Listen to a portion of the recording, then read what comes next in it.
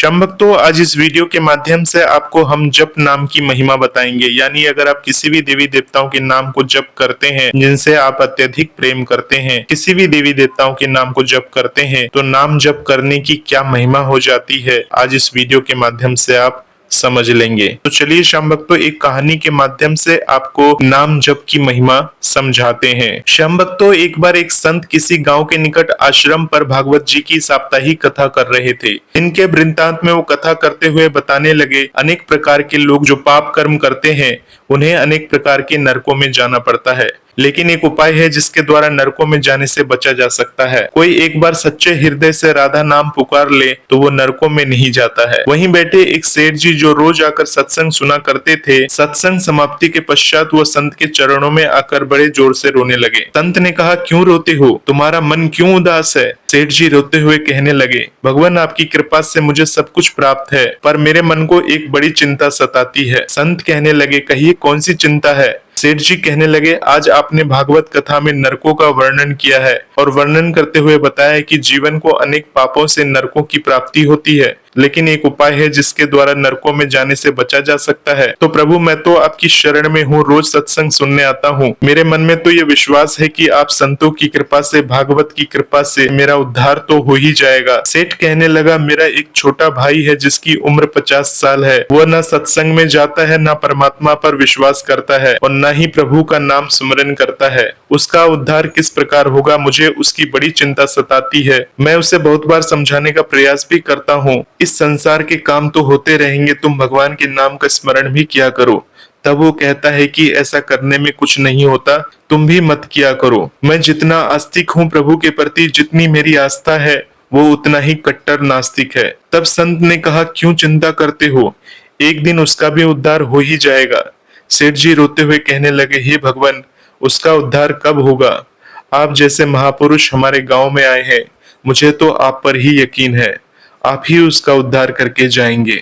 अब आप कैसे भी कृपा करके मेरे घर आए और एक बार तो उसके मुख से श्री राधा नाम का उच्चारण करवाएं।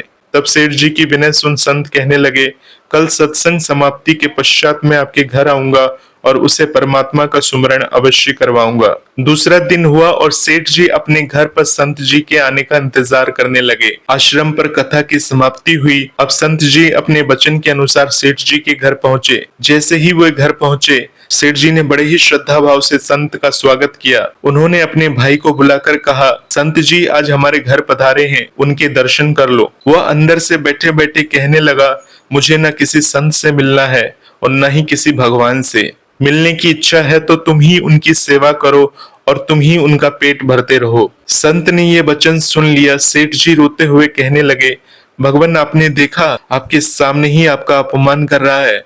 संत कहने लगे, कोई बात नहीं, सब कुछ अच्छा होगा।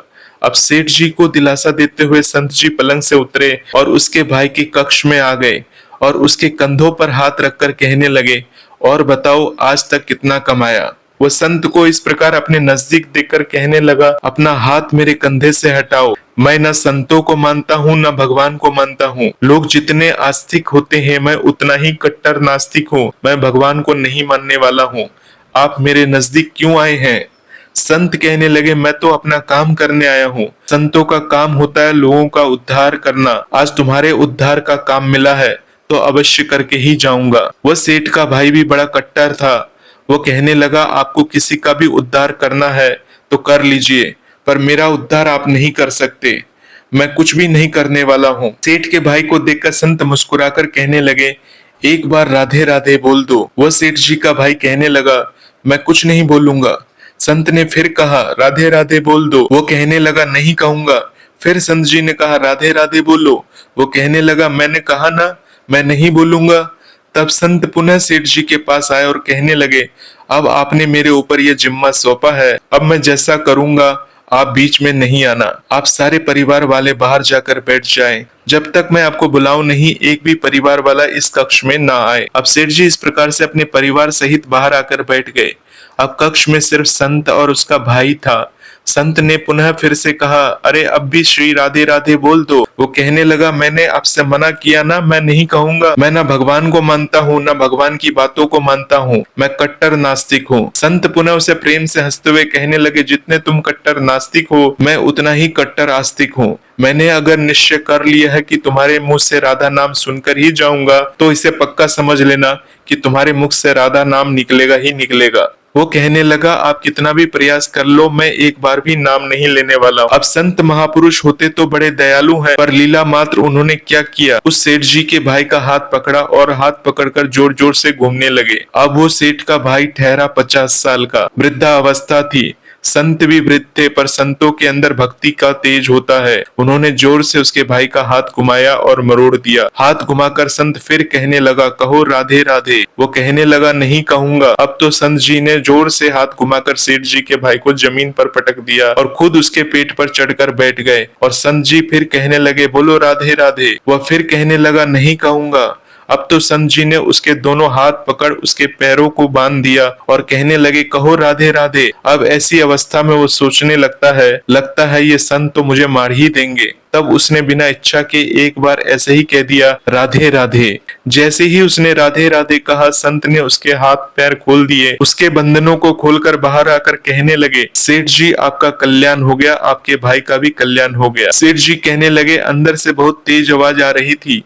तब संत कहने लगे, आपने काम ही ऐसा दिया था। आपने कहा वो नास्तिक है, कभी कुछ बोलता ही नहीं है। आज आपके भाई ने राधे राधे का नाम उच्चारण कर लिया है, इसका कल्याण हो गया है। कल से पुनः मेरी कथा है। अब संत अपने स्थान पर लौट आए। सेठ जी का भाई जमीन से उठकर अपने भाई से कहने लगा, ये कैसे संत हैं, मुझसे झगड़ा करने आ गए, मेरे ऊपर चढ़कर बैठ गए और कहने लगे, अगर राधे राधे का नाम उच्चारण नहीं करोगे तो मैं तुम्हारे ऊपर ऐसा ही बैठा रहूंगा। अब उसकी बातें सुन सेठ जी हंसने लगे। वो हंसते हुए मन से भगवान को धन्यवाद देते हुए कहने लगे, हे प्रभु, आपके संत भी बड़े दयालु हैं, खुद कष्ट सहकर भी लोगों का कल्याण करते हैं। इसी तरह समय व्यतीत होता गया। मुश्किल से 5 या 6 महीने ही गुजरे होंगे। अचानक एक दिन छोटे भाई का देहांत हो गया। शरीर समाप्ति के पश्चात आत्मा शरीर से अलग हो जाती है। वह आत्मा ही ऊपर यमराज के पास जाकर सारे हिसाब किताब देती है। अब इस व्यक्ति का हिसाब किताब खोला गया। यमराज ने चित्रगुप्त से कहा, जो आज इंसान हमारे पास लाया गया है, इसका हिसाब क्या है। चित्रगुप्त कर्मों का हिसाब देखकर बताने लगा कि हे भगवान, इसने अपने जीवन में कभी परमात्मा का नाम सुमरण नहीं किया है, सदा पाप ही पाप किया है, तो इसे सीधा नरक भेज दिया जाए। अब यमराज के आदेश अनुसार जैसे ही उसे नरक भेजा जा रहा था, तभी चित्रगुप्त ने कहा, भगवान एक बात और है। यमराज जी ने कहा, कौन सी बात। चित्रगुप्त ने कहा, भगवान एक बार संतों के कहने पर इसने राधा नाम का उच्चारण किया था। अब एक बार राधा नाम का उच्चारण। यमराज ने दूतों से कहा, थोड़ी देर रुक जाइए, इसका हिसाब किया जाएगा, इसके बाद ही इसे नरक भेजा जाएगा। यमराज ने पुण्य चित्रगुप्त से कहा कि जल्दी से इसका हिसाब देखो और कहीं इसने परमात्मा का नाम उच्चारण तो नहीं किया है। चित्रगुप्त ने फिर से पुनः सारा हिसाब देखा और देखकर कहने लगा कि भगवान, इसने एक बार जो नाम उच्चारण किया है वो संतों के भय से किया था, दिल से भी नहीं किया था, पर एक बार राधा नाम का उच्चारण किया है। अब यमराज जी विचार करने लगे कि एक बार राधा नाम का उच्चारण और सारा जीवन पाप, अब क्या किया जाए। तब यमराज ने इसी इंसान से पूछा, एक बात बताओ, हम तुम्हें पहले राधा नाम उच्चारण का फल दे या तुम्हें नरकों में भेज दिया जाए। तब वो हाथ जोड़कर कहने लगा, भगवान, नरक में तो जाना ही है, इससे अच्छा है आप मुझे एक बार राधा नाम उच्चारण करने का फल दे दो, फिर मुझे जहाँ चाहे भेज देना। तभी यमराज जी भी अपनी पुस्तक खोलकर देखने लगे कि एक बार राधा नाम उच्चारण का फल क्या है। उन्होंने सारी पुस्तकें खोल दी, पर उन्हें कहीं कोई फल दिखाई नहीं दिया। तब वो विचार करने लगे कि एक बार राधा नाम उच्चारण का फल तो मुझे पता नहीं है।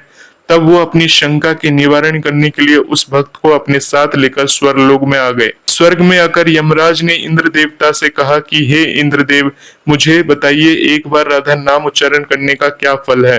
तब इंद्रदेव ने बहुत प्रयास किया, पर उन्हें भी इसका फल पता नहीं चला। तब वो सब देवता मिलकर ब्रह्मदेव के पास आए। ब्रह्मदेव ने जब उन सबको देखा तो ब्रह्मदेव उनसे पूछने लगे, यह आपके साथ इंसान कौन है। तब इंद्रदेव कहने लगे कि भगवान, इसने एक बार राधा नाम का उच्चारण किया है, बाकी सारा जीवन इसने पाप किया है, तो हमें पता नहीं है राधा नाम उच्चारण का फल क्या है।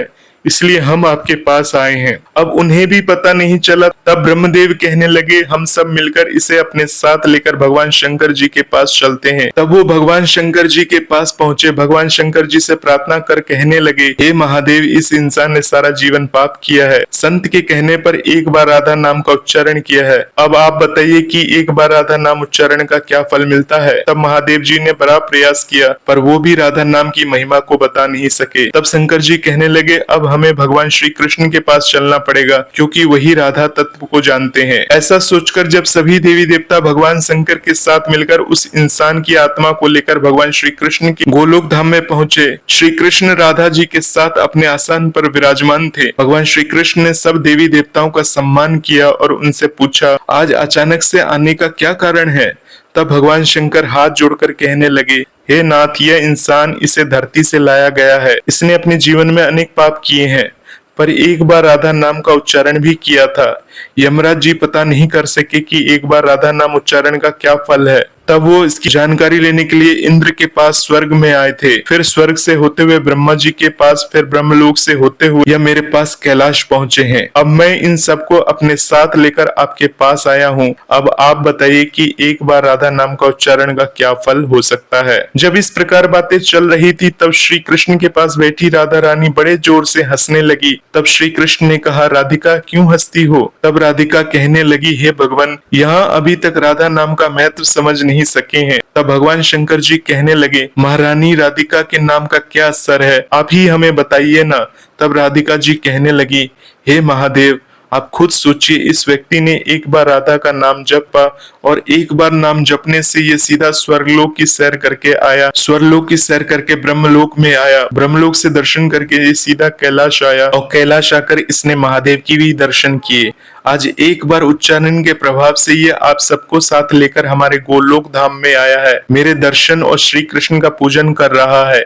इससे अधिक राधा नाम का और फल हो ही क्या सकता है। यह भगवान श्री कृष्ण और राधा रानी के चरणों में उपस्थित हो गया है। इस प्रकार एक बार राधा नाम का पूरा महत्व बताया तो यमराज कहने लगे, ये तो बड़ा अनंत फल है। जो व्यक्ति नरकों में जाने वाला था, वो एक बार राधा नाम के उच्चारण से सब लोगों की यात्रा कर भगवान श्री कृष्ण और राधा रानी के चरणों में उपस्थित हो गया है। इससे अधिक और फल क्या हो सकता है। तभी फिर से यमराज कहने लगे, भगवान, क्या अब इसे नरकों में जाने की आवश्यकता नहीं है। तब भगवान श्री कृष्ण जी कहने लगे, हे धर्मराज, जिसने एक बार राधा रानी के चरणों के दर्शन कर लिए हो तो वो कभी भी नरक में जा ही नहीं सकता है। तब वो भक्त जो वहां पर राधा रानी के दर्शन कर रहा था, वो कहने लगा, हे महारानी, मैंने तो संतों के भय में आकर आपका राधा नाम उच्चारण किया था, पर जो सच्चे हृदय से आपके नाम का उच्चारण करते हैं, उन्हें तो जीवन में कोई भय ही नहीं होगा। वो तो नरकों की यात्रा में भी कभी निकलेंगे ही नहीं, वो तो सीधा आपके चरणों में ही समा जाएंगे। तो भक्तों, इतना महत्व है एक बार राधा नाम के उच्चारण करने का। श्याम भक्तों, आप सभी लोग कमेंट बॉक्स में प्रेम से लिखिए, राधे राधे, जय श्री श्याम, जय श्री राधे।